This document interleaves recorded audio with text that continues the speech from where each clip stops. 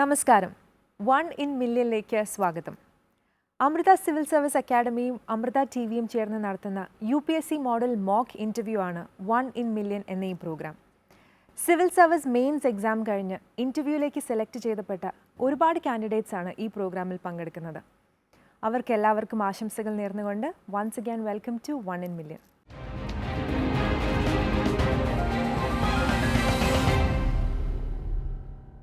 UPSC model interview പ്രോഗ്രാമായ 1 in Million-ലെ interview panel members ഇവരൊക്കെയാണ്. Vinay Shankar IAS, secretary to government of India, retired IAS officer, Madhya Pradesh cadre. Doctor B. Ashok Kumar IAS, secretary to local self government department of Kerala. K. Ambadi IAS, MD, coastal area development corporation. A. Hemachandran IPS, DGP, Kerala state fire and rescue service. Doctor B. Arunkumar, associate professor, psychiatry, medical college, Thiruvananthapuram. Hello Satish. Hello. Welcome to 1 in Million. Thank you. First of all, congratulations. Mains കഴിഞ്ഞിട്ട് ഇന്റർവ്യൂവിന് select ആയിട്ടുണ്ട്. So how do you feel now? Happy. Obviously happy. Accomplished? ഇല്ല, ഇനി ഒരു സ്റ്റെപ്പും കൂടെ. It's a long way ahead. Okay, fine. So എവിടെയാണ് സ്ഥലം? Basically കണ്ണൂരാണ്. കണ്ണൂരാണ്. പക്ഷേ കഴിഞ്ഞ ഒരു 2 വർഷമായിട്ട് since I begun my preparation ട്രിവാൻഡ്രത്ത് തന്നെയുണ്ട്. ട്രിവാൻഡ്രത്ത്. ഓക്കെ, പിന്നെ വീട്ടിൽ ആരൊക്കെയുണ്ട്? സ്കൂൾ എവിടെയാണ് പഠിച്ചത്? College, everything we want to know. വീട്ടിൽ അച്ഛൻ, അമ്മ, അനിയത്തി. പഠിച്ചത് സ്കൂളിംഗ് എല്ലാം കണ്ണൂർ തന്നെയായിരുന്നു. പയ്യന്നൂരാണ്. പയ്യന്നൂർ എഡ്യൂക്കേഷൻ സൊസൈറ്റിയുടെ PES വിദ്യാലയ എന്ന് പറഞ്ഞ സ്കൂളിലാണ്. അത് കഴിഞ്ഞിട്ട് ഗ്രാജുവേഷൻ BTech മെക്കാനിക്കൽ എഞ്ചിനീയറിംഗ് ട്രിവാൻഡ്രത്തായിരുന്നു. ആൻഡ് അത് കഴിഞ്ഞിട്ട് MTech aerospace engineering IIT Kanpur ആയിരുന്നു. പിന്നെ 2 വർഷം LNT ഡിഫൻസ് ആൻഡ് എയറോസ്പേസിൽ വർക്ക് ചെയ്തു. അത് കഴിഞ്ഞ് 2015 ഡിസംബറിൽ റിസൈൻ ചെയ്തിട്ട് 2016 ജാൻ മുതൽ പ്രിപ്പറേഷനായിട്ട് ട്രിവാൻഡ്രത്തുണ്ട്. ഓക്കെ, സോ സതീഷ് പ്രിപ്പയർഡ് ആയിട്ടാണ് വന്നിരിക്കുന്നത് for the mock interview. Okay, so all the very best, do well. I will see you after the interview. Thank U.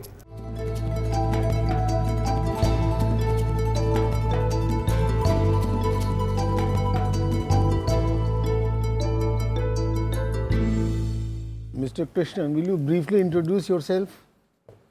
Sir, I'm Satish B. Krishnan. I did all my schooling. I'm basically from Kannur and I did my schooling in Kannur. Did my graduation in mechanical engineering from Trivandrum Government Engineering College, Barton Hill. Post which I did my MTech aerospace engineering from IIT Kanpur. And I have worked for Larsen & Toubro for 2 years since 2013 till 2015. And I have resigned in 2015, came back to Trivandrum.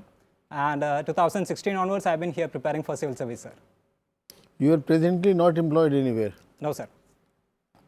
So earlier you were working in Larsen & Toubro? Yes, sir.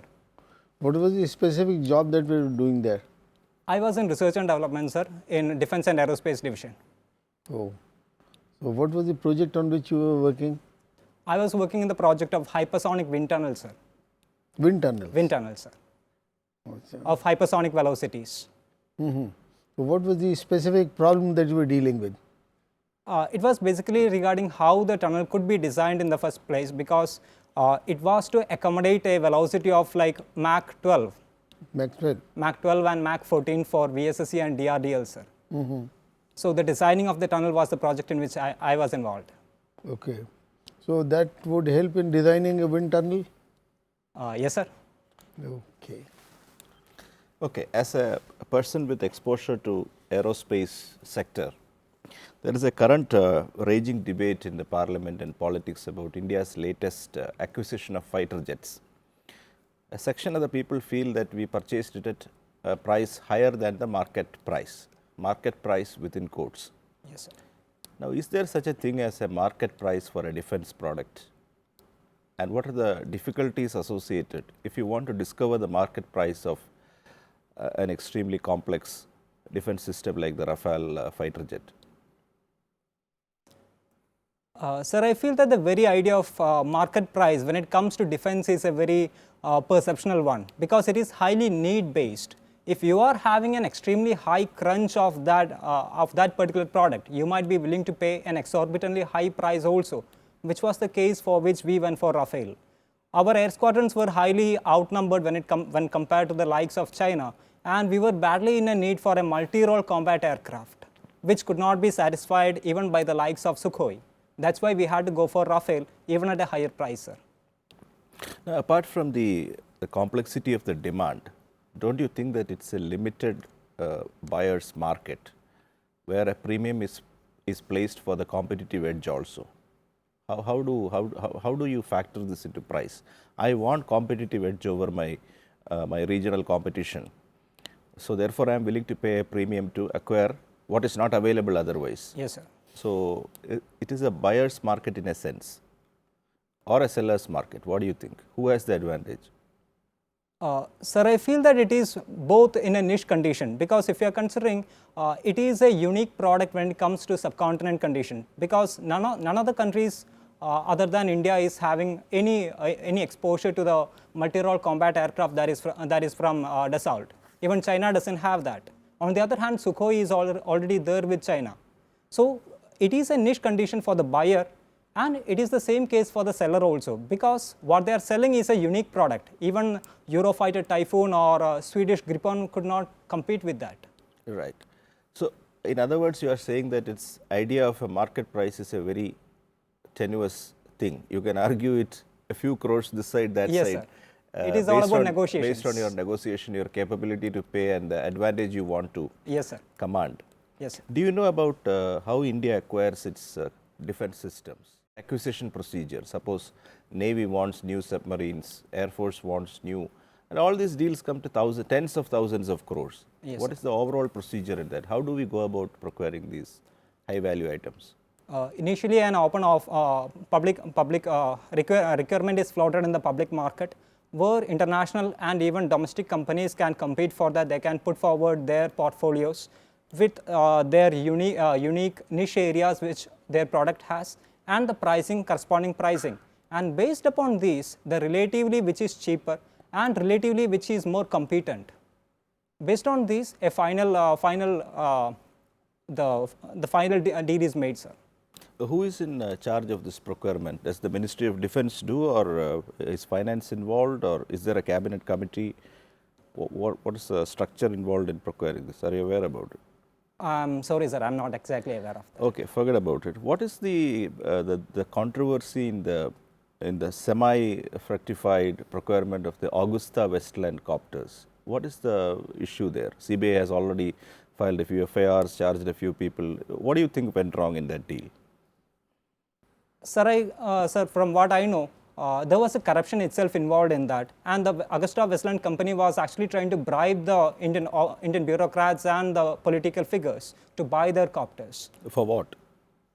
It was not to buy the copter, but the specific position in which it is alleged that they interfered with the technical specifications. What was the precise issue with the Augusta? You must have followed it as an aerospace engineer. I'm sorry, sir, I'm not exactly remembering. Okay.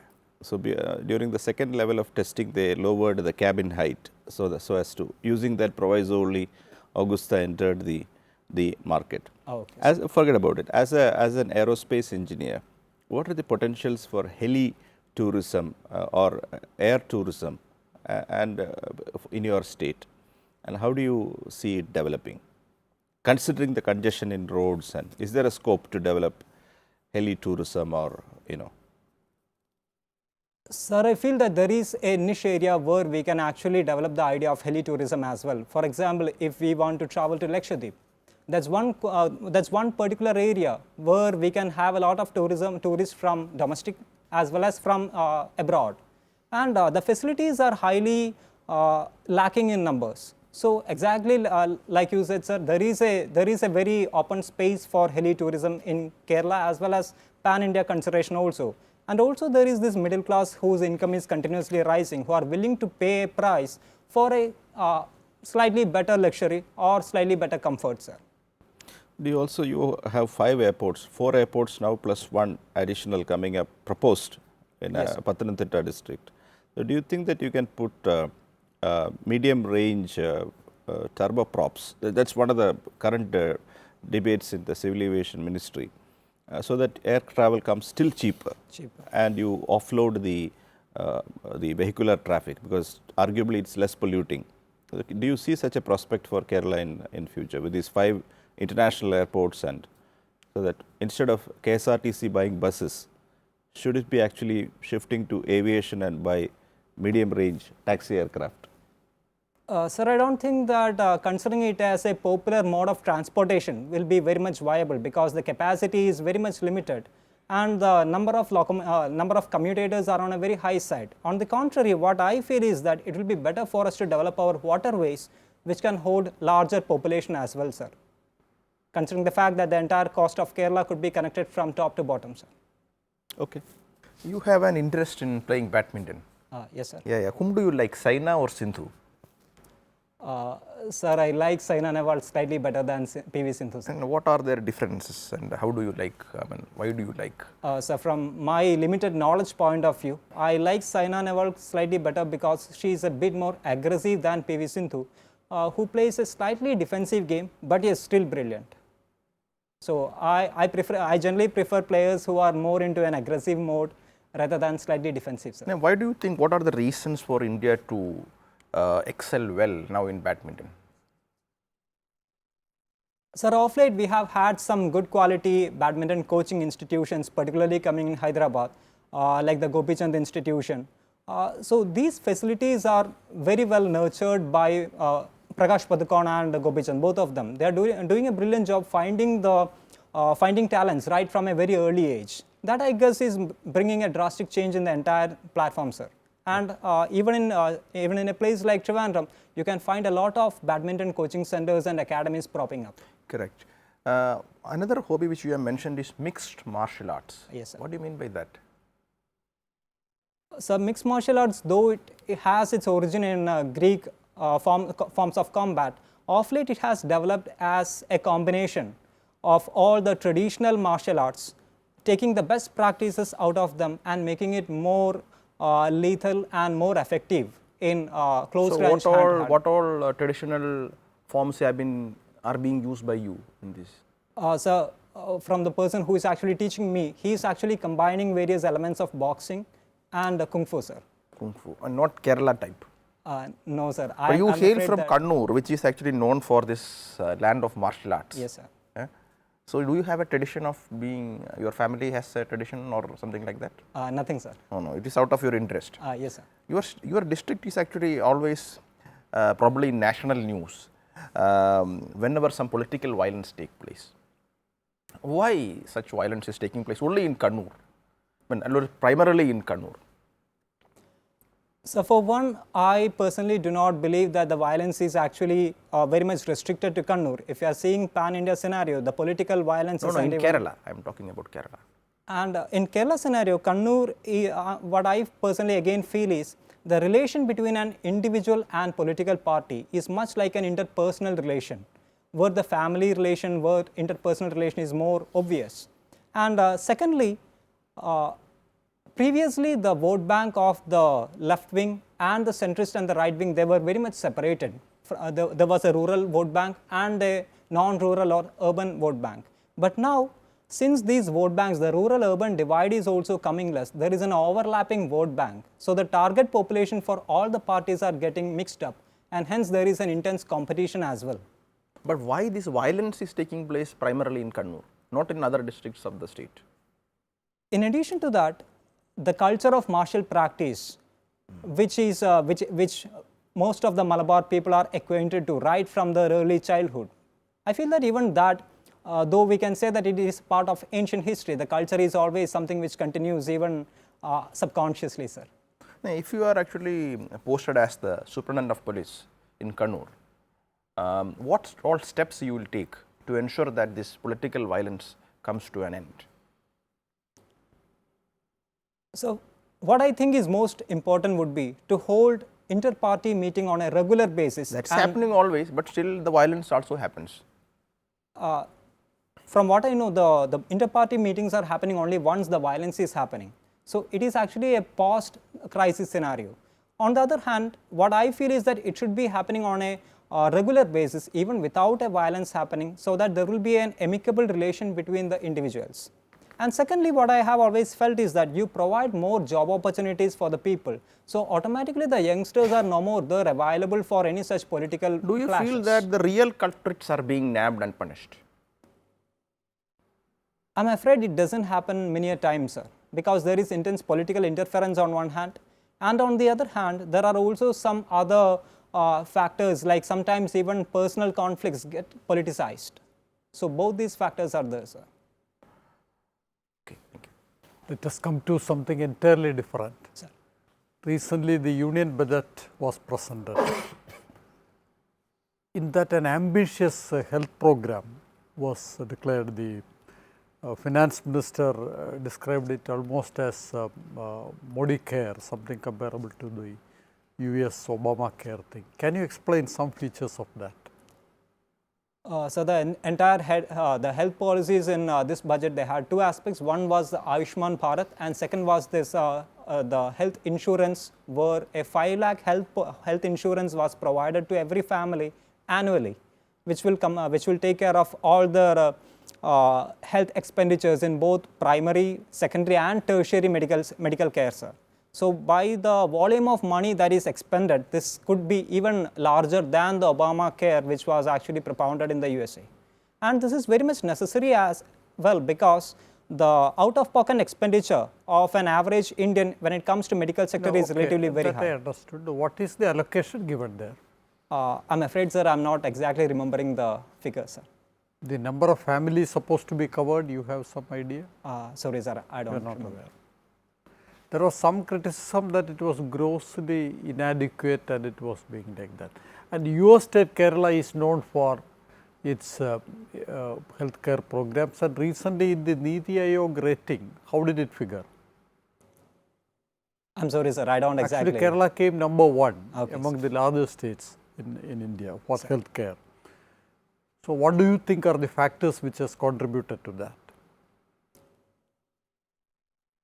Sir, I feel that particularly with respect to the Kerala healthcare, the dominance right we had from the beginning, because even during the time of erstwhile kingdoms that we had, there was a very popular healthcare measures that were taken, and which was further improved by the then ministries, where the primary health sector was equally made prominent.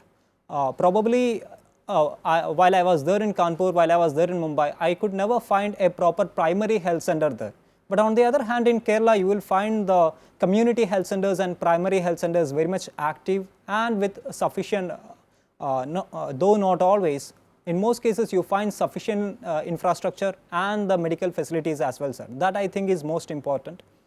In addition to that, the medical colleges and even the private medical colleges, they are also well sustaining the influx of patients, sir. What about the government expenditure in the health sector? Sir, exactly stats, I am not sure. I'm sorry. Recently, there was a major agitation by people in the health sector, this nursing community. What are the issues involved in that? So the issues, from what I know, it is primarily regarding the low salary that they were given. In most places, even in private sector, they were not given the idea of job security, and at the same time the salary was also very less. So they were agitating to get this entire hurdle overcome, sir. So is the issue resolved, or is it still pending, or?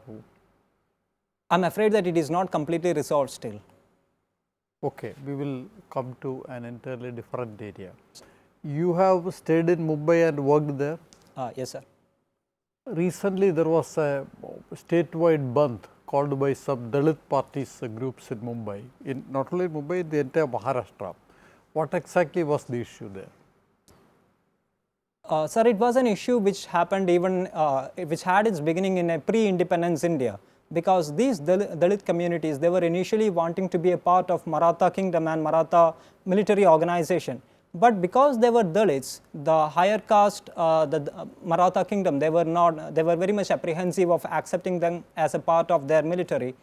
After which they actually joined the British, and in the Anglo-Maratha fight which came after that, the Britishers won over the Maratha kingdom.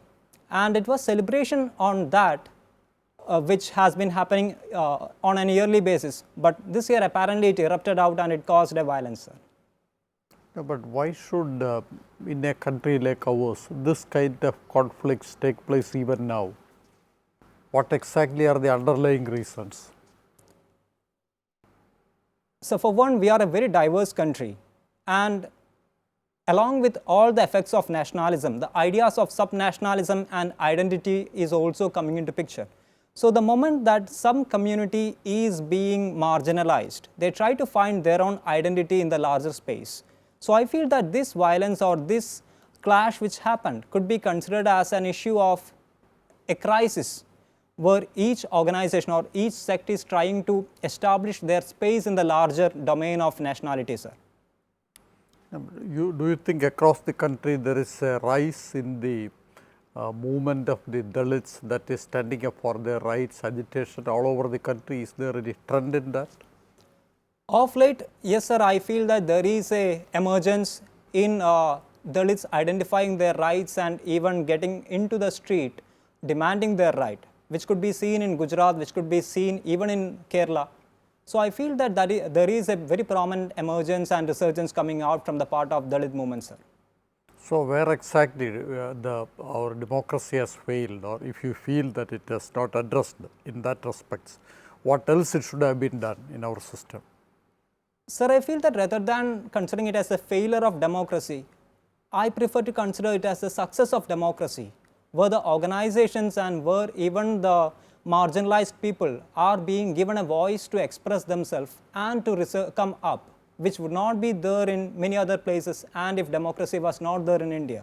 So the very essence of diversity has actually prevented tyranny taking over into India. So I feel that this resurgence is actually a positive aspect, sir. See, in the Constituent Assembly, what B.R. Ambedkar said is this constitution provides you the political freedom, but convert it into economic freedom. In that respect, after 70 years, several decades, can you just say that we are successful, we have given voice, is it enough? Definitely, sir, I do completely agree with that. It is highly insufficient and there is a long way to go, because even if you are considering the representation of the Dalits in parliament or even in bureaucracy or even in any public sector enterprises, the number is comparatively very less. And even in their economic advancements is also very much limited. So there need to be more avenues for them to identify themselves. For example, this budget has brought up certain ideas like Ekalavya schools for Dalits, SCs and STs for their education, and simultaneously various schemes for entrepreneurial ventures. Such things, I guess, is a way ahead, sir. Okay, thank you. Satish, you intend to get into Indian Foreign Service. Yes, sir. Let me draw your attention to a very important problem which has affected the laborers, the Indian population working in Gulf countries. Many of them were suffering from chronic illnesses including epilepsy as well as psychiatric disorders. They used to take treatment from India, purchase medicines from India and carry it to Gulf. Recently an order has come in some of the Gulf countries banning the bringing of such medicines from outside. And the biggest problem is that treatment, especially specialist treatment in Gulf countries, is extremely costly, unaffordable to the working class there, and the cost of the medicines is also prohibitively high. So as a person who is interested in foreign service, what are the practical solutions to this problem? Any suggestions? Sir, I have always felt that the foreign relations or any diplomatic relation is always about telling a convincing story that could be accepted. So even here, what I feel is that if the government of India and probably even the state of Kerala is taking a proactive step to negotiate it with those countries, it would be highly probable that the countries would be willing to leave a space, particularly for the communities, the population coming from India and Kerala, because we constitute one of the largest expatriates in Gulf region. And the presence of Indian population can be felt all over the milieu of socio-economic activities in Gulf region as well. So that, I guess, is one probable measure which we could take. Simultaneously, we could also introduce something like a social security or a healthcare security program, which could be taken both in India as well as in Gulf country. For example, already there are medical groups which are established in the Gulf, which have their branch even in India. So even if you are taking a social security or a medical security here, it will be applicable there also in those particular hospitals. So if more such tie-ups and entrepreneurial ventures are brought up with government collaboration, I guess the whole issue could be dealt well, sir. What could be the reason for such an order emerging suddenly out of the blue? Any reasons you can think about? So one primary reason which I could think about is the entire economic crisis which the West Asian region is going through. And because of which, for one, they want the entire job sector to be nationalized. For example, in the case of Saudi, where they brought an Itaqat idea. And on the second hand, they also want the things to be purchased from within Saudi, so that again, their economy will be having a benefit out of that, sir. Also, many times when medicines are taken without proper overview, there is a high chance of secondary infections also coming into picture. So, considering all these three, it could be probable that it is based on these three that the authorities have come up with that idea, sir. Coming to healthcare models in the West, Yes. we have got the UK model in which there is a national health service which gives treatment to a chunk of the population there. Vis-a-vis the United States format in which insurance companies dominate the sector and private healthcare is the prominent one. How do you compare and contrast these two systems of healthcare, and which would be more suitable for an Indian climate? Sir, I'm afraid that my technical knowledge is not sufficient enough to compare the two systems. But considering what is more appropriate for India, I feel that a public healthcare system where the government takes care of the insurance part without letting that go into private hands will be better suited for India, because still there is a huge population of India which is illiterate and who are not very well acquainted to understand the intricacies of private healthcare policies. So government filling up the void would be a better option for India, sir. Another question is, do you know any political leader who spoke for 8 hours continuously in the UN in Hindi from India? Atal Bihari Vajpayee. Okay. There was some movement to make Hindi an official language in UN recently, and there has been some opposition about that also. What is your opinion about that? Sir, I feel that the amount of effort and the amount of money that could be invested in getting Hindi as an official language of UN could be diverted into a better cause. For example, getting an entry into UN Security Council might be a better way, rather than pushing for Hindi as an official language.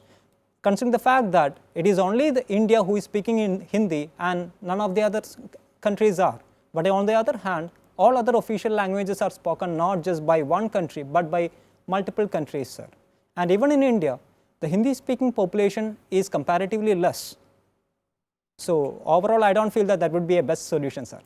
From your application form, I understand that you are the student coordinator of NSS activities in your college in 2009. Yes, what were the major activities you engaged in during that phase? So during those times, it was primarily two modes of activities that my NSS group involved in. One was the regular cleaning activities and awareness creation activities around around my college. And regarding second was what? Awareness creation about what? Awareness creation regarding cleanliness and regarding education also, sir, because the surroundings of my college was more like a slum-like scenario, not exactly a slum, but still a kind of slum-like scenario. So in those conditions, we felt that it will be very much appropriate to create awareness regarding education and particularly regarding mathematics and English. We actually used to take class for the students. And second mode of activity was actually blood donation camps, which we used to conduct on a very regular basis, sir. These two were the primary activities. Have you heard the term ecological intelligence? I'm sorry, sir, I haven't. You have heard the term emotional intelligence, I suppose. Yes, sir. Can you speak a few words about that? What is meant by emotional intelligence? So from what I can think about, emotional intelligence is your ability to empathize and make a connection with every individual that you are interacting with in a positive way, understanding that particular person's scenario, and from that drawing out how his behavior is patterned and accommodating and adjusting with that, sir. You were interested in semi-classics and melodies as per your hobbies you have listed. Who is Yes, your sir, I favorite? listen to them. Yeah. Who is your favorite singer? Dr. K.J. Ishdas. So tell me something about Dr. K.J. Ishdas' contribution to music. Uh, Something. Well, I mean, I can think about only one thing, that he has actually raised the level of the musical intelligence, or I'll say the inclination towards music for a mass in Kerala, particularly in Kerala and even outside Kerala also, because being a Keralite who actually sung in almost all Indian languages and even the foreign languages like Chinese, he has actually raised the level of knowledge about Indian music in the foreign and international platform also. So, Which is the highest civilian honor that Dr. K.J. Yeshudas has received maybe in the last few years? Padma Bhushan. Or something bigger? Padma Vibhushan. Yes, sir. Okay, how many national awards for best singing in films has Dr. K.J. Yeshudas received? Any idea? I'm not sure, sir. Okay, now your interview is over. Please wait outside. We'll discuss your review and then discuss further with you your interview. Huh? Sir. Please. Thank you.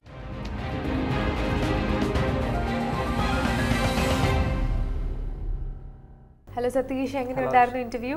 It was good, very cordial, and I hope I was able to communicate my ideas well to the board. Okay, എന്ത് type questions ആ ചോദിച്ചത് mostly? Questions largely ഒരു വളരെ diverse ആയിട്ടുള്ള ഒരു area ആയിരുന്നു. ദേ started എൻ്റെ DAF വെച്ചാണ് തുടങ്ങിയത് because my academic background aerospace ആയതുകൊണ്ട് initially it began with a few aerospace related questions. അതിൽ നിന്ന് ഡിഫൻസിലേക്ക് പോയി.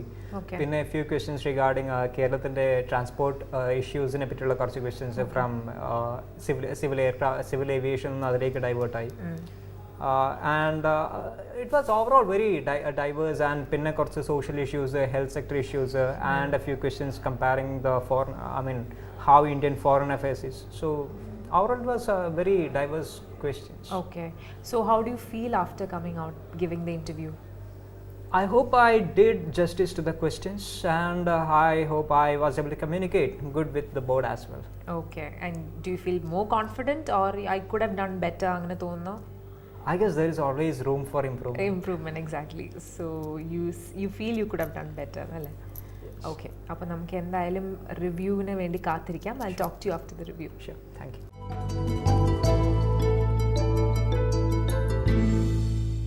Last year you took the interview in the UPSC. Yes, sir. How many marks did you get there? 178, sir. 178. Did you expect more or less? That is a good mark. Good marks. I wish I could have got a 178 he says. Out of 275 now, sir. Out of 275, isn't it? Yes, sir. And so was it according to your expectations or less or more? Highest marks was 2.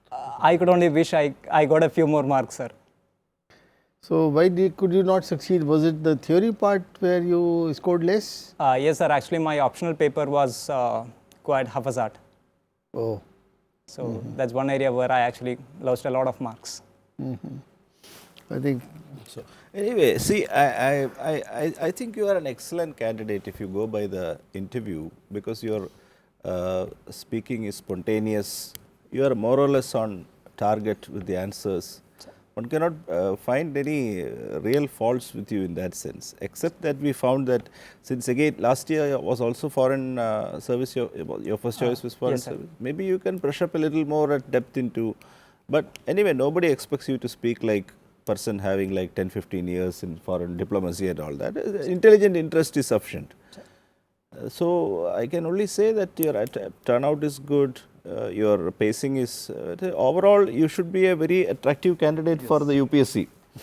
So we can't figure out why they gave you 178. Any specific clue? Do you have any clue why you did not go even further?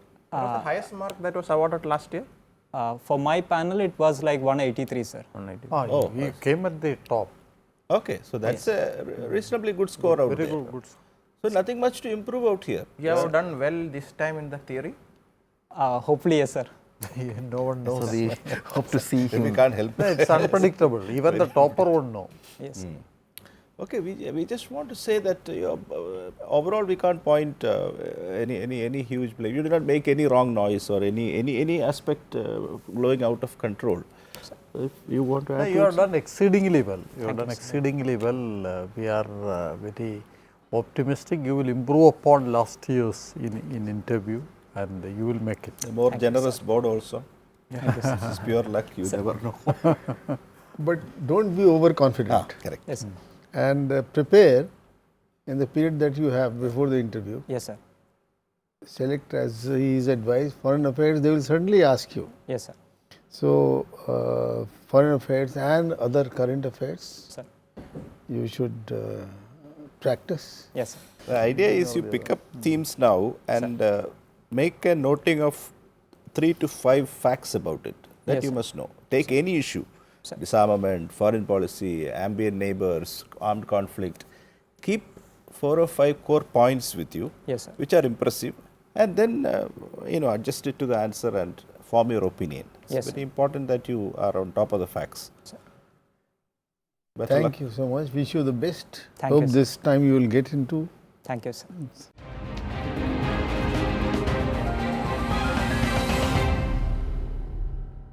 Satish, welcome back. Thank ഇപ്പോൾ you. റിവ്യൂവും കഴിഞ്ഞു, you are done with everything. So I want to know what did the panel say? Panel said that they were quite happy with whatever answers, whatever communications, whatever discussions we had over there. And there was no particular suggestions also as such, except that they said continue with whatever I'm doing and keep a tab of all the happenings. And particularly in the primary interest is like foreign service. അതാണ് എൻ്റെ first option ആയിട്ട് ഞാൻ വെച്ചിരിക്കുന്നത്. Okay. So particularly international സെനാരിയോയിൽ വരുന്ന എന്ത് മാറ്റങ്ങളും, because a lot of things are happening around. അപ്പം ഈവൻ മാൽഡീവ്സിലെ ക്രൈസിസ്, അങ്ങനെ lot of issues are happening. Okay. So അതിനെപ്പറ്റിയൊക്കെ ഒരു ചെറിയൊരു tap, like nothing in depth but just a few ideas regarding that. അപ്പോൾ ഇപ്പോൾ കുറച്ചുകൂടി കോൺഫിഡൻ്റ് ആയി കാണുമല്ലോ അല്ലേ, after getting the tips? Okay. So ഇപ്പോൾ അവർ പറഞ്ഞ ടിപ്സും എല്ലാം വച്ചിട്ട് you prepare very well and do very well for your interview. All the very best. Thank U.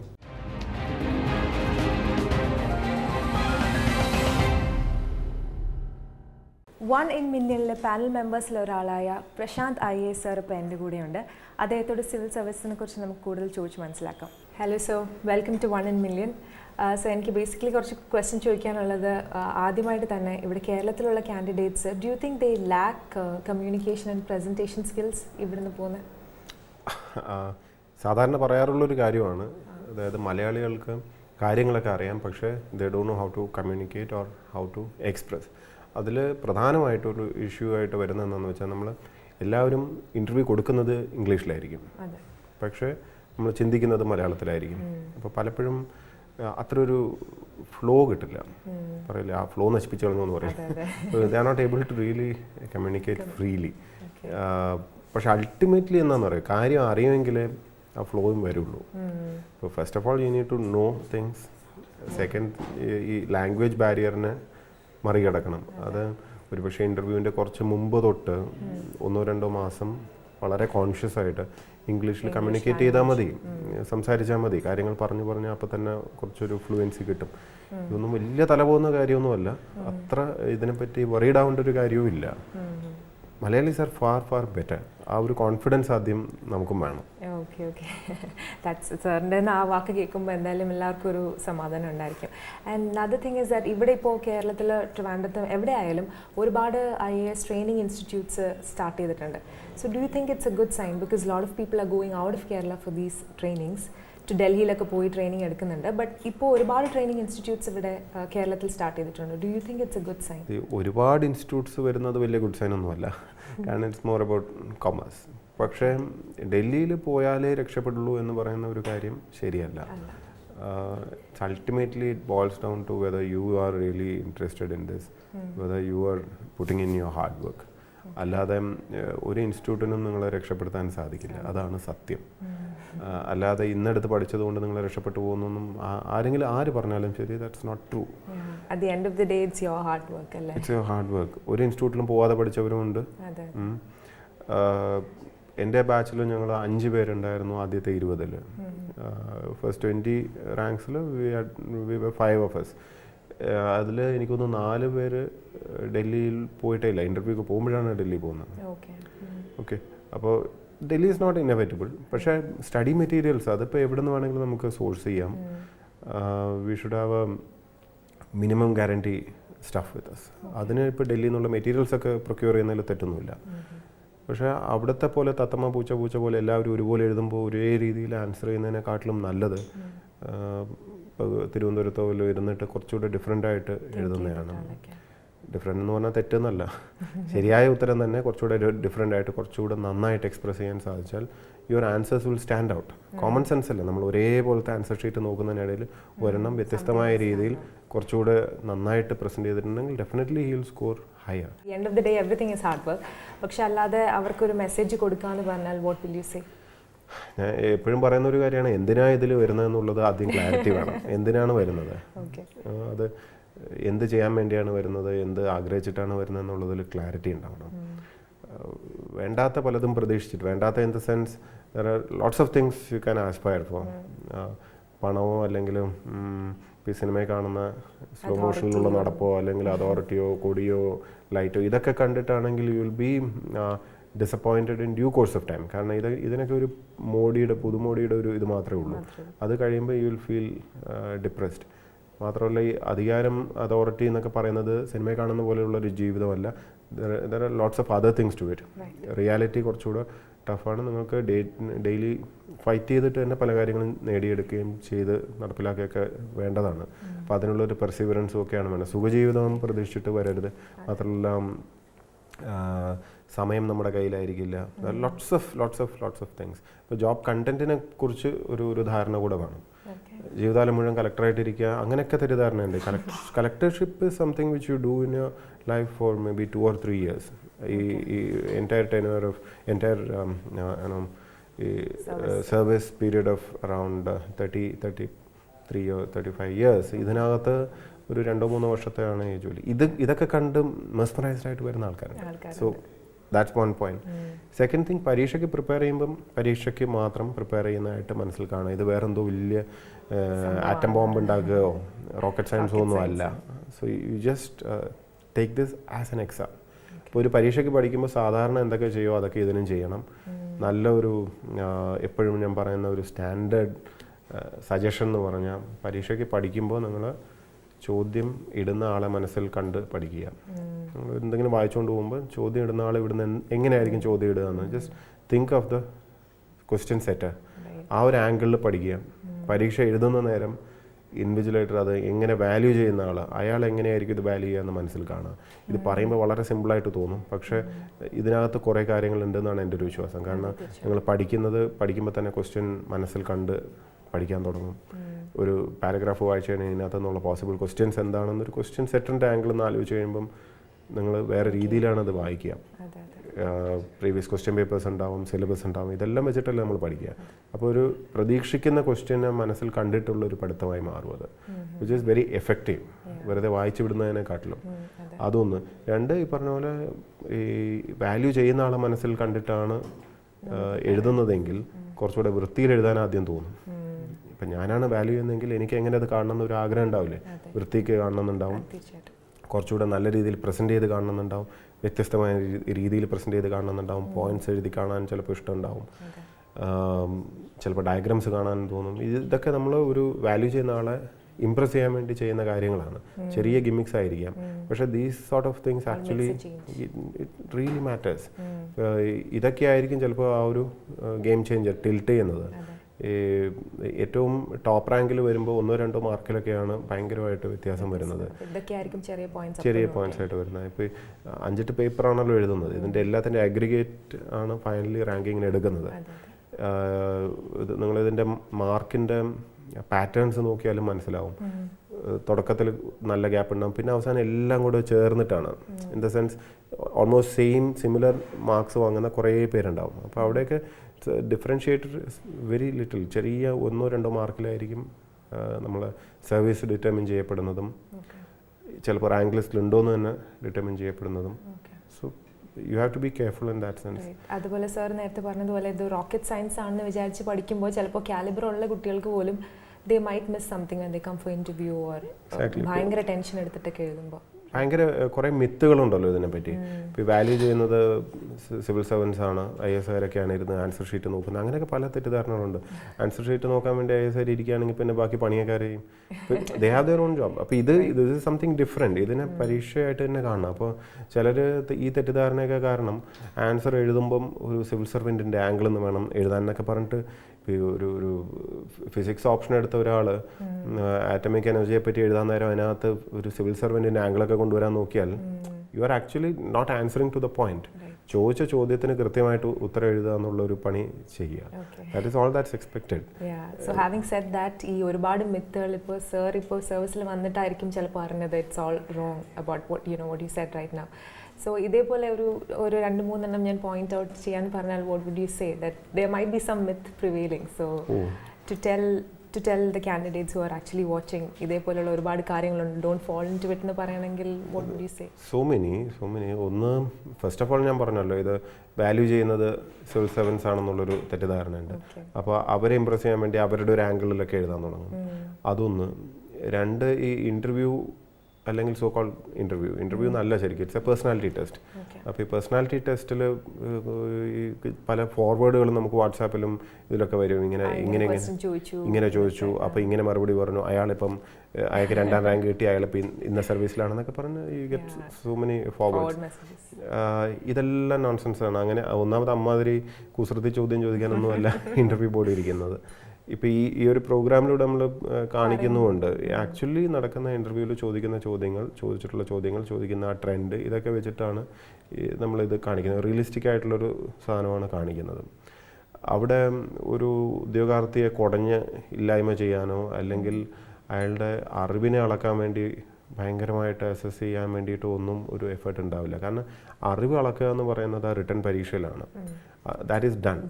അത് കഴിഞ്ഞ് ശരിക്കും ഈ ഒരു പേഴ്സണാലിറ്റി ടെസ്റ്റ് എന്ന് പറയുന്ന ആ ഒരു പ്രോസസ്സിലൂടെ അയാളുടെ വ്യക്തിത്വം അളക്കാനാണ് ശ്രമിക്കുന്നത്. അപ്പോൾ അതൊരു 100% പെർഫെക്റ്റ് ആയ ഒരു രീതിയൊന്നും അല്ല, അതും നമ്മൾ മനസ്സിലാക്കണം. ഒരു അവസരം കൊടുക്കുകയാണ്, ബോർഡും ഒരു അവസരം നോക്കുകയാണ്. ഇറ്റ്സ് ഫെയർ ചാൻസ് മാത്രമാണ്. ആ ഒരു വിൻഡോ ഓഫ് ഓപ്പർച്യൂണിറ്റിയിലൂടെ നമുക്ക് കുറച്ച് ഭാഗ്യമൊക്കെ ഉണ്ടല്ലോ. കാരണം ആ സമയത്ത് പെർഫോം ചെയ്യാൻ സാധിക്കണം. ആ സമയത്ത് നമ്മുടെ പേഴ്സണാലിറ്റിയുടെ നല്ല വശങ്ങൾ മുഴുവനും വെളിപ്പെടുത്താനുള്ളൊരു ശ്രമം ഉണ്ടാവണം. അപ്പോൾ ആ ഒരു ഓപ്പർച്യൂണിറ്റി പരമാവധി ഉപയോഗിക്കുക എന്നുള്ളതേ ഉള്ളൂ. സോ നമ്മൾ തെറ്റിദ്ധാരണകൾ പലതുകൊണ്ട് ഈ ഹിന്ദി സംസാരിക്കുന്നവർക്കേ കിട്ടുള്ളൂ, അല്ലെങ്കിൽ കാണുമ്പോൾ ഭയങ്കര ലുക്കും ഗ്ലാമറും ഒക്കെ ഉള്ള ഒരു അതിനെയാണ് പേഴ്സണാലിറ്റി എന്ന് പലരും തെറ്റിദ്ധരിച്ചിരിക്കുന്നത്. അതൊന്നുമല്ല personality is how you carry your self. നല്ല രീതിയിൽ ആ ഒരു വ്യക്തിത്വം വെളിവാക്കാനുള്ള ഒരു ശ്രമമാണ് സത്യത്തിൽ ഉണ്ടാവേണ്ടത്. ഭയം ഉണ്ടാവേണ്ട കാര്യമില്ല. പിന്നെ ഏറ്റവും പ്രധാനം, ഞാൻ നേരത്തെ തുടക്കത്തിൽ പറഞ്ഞ കാര്യം, മലയാളികൾക്ക് നല്ല അറിവാണ്, നല്ല കഴിവുമാണ്. നന്നായിട്ട് അനലൈസ് ചെയ്ത് സംസാരിക്കാൻ അറിയാം, പല കാര്യങ്ങളും ഡിസ്പാഷനേറ്റ് ആയിട്ട് കാണാനറിയാം, കുറേ ലിബറലായിട്ട് ചിന്തിക്കാനറിയാം. ഇതൊക്കെ ഭയങ്കര പ്ലസ് പോയിൻറ്റ്സ് ആണ്. മറ്റ് പല സംസ്ഥാനങ്ങളിലും വളർന്നു വരുന്ന സാഹചര്യങ്ങൾ വെച്ച് നോക്കുമ്പോൾ അവരുടെ കാഴ്ചപ്പാടുകളൊക്കെ കുറച്ച് വൈകല്യങ്ങളുണ്ട്. ചിലതൊക്കെ നമുക്ക് ഇൻട്രാക്ട് ചെയ്യുമ്പോഴും അറിയാൻ പറ്റാറുണ്ട്. അവരുടെ തെറ്റല്ല, അവർ കാണുന്ന കാഴ്ചപ്പാടുകളും ചുറ്റുപാടുകളും അങ്ങനെയാണ്. ഇപ്പോൾ കേരളത്തിൽ നമ്മൾ കാണുന്ന പോലത്തെ ഒരു ഇഗാലിറ്റേറിയൻ സൊസൈറ്റി ഒന്നും അല്ല പലയിടത്തും. ഭയങ്കര കടുത്ത ജാതി വ്യവസ്ഥയും ഭയങ്കര സാമ്പത്തികമായിട്ടുള്ള എന്താ പറയുക അസമത്വങ്ങളും ഒക്കെ ഉള്ള സംസ്ഥാനങ്ങളുണ്ട്. അവിടെ വളർന്നു വരുന്നവർ കാണുന്ന കാഴ്ചപ്പാടുകൾ വേറെയാണ്. അവിടെ സിവിൽ സർവീസിനെ കുറിച്ചുള്ള കാഴ്ചപ്പാടുകൾ പോലും ഡിഫറെൻ്റ് ആണ്. Some people actually they want to get into the service because they want to live like a king. രാജാവിനെ പോലെ ജീവിക്കണം എന്ന് വിചാരിച്ചിട്ട് പോലും പരീക്ഷ എഴുതുന്നവരുണ്ട്. നമ്മുടെ നാട്ടിൽ എന്തായാലും അങ്ങനത്തെ ഒരു തെറ്റിദ്ധാരണ ആരും വെച്ച്, അങ്ങനത്തെ ഒരു ചിന്താഗതി വെച്ച് ആരും പരീക്ഷ എഴുതുമെന്ന് എനിക്ക് തോന്നുന്നില്ല. കാരണം കേരള സമൂഹം ഇവോൾവ് ചെയ്ത് വന്നിരിക്കുന്ന ഒരു തലമുണ്ട്.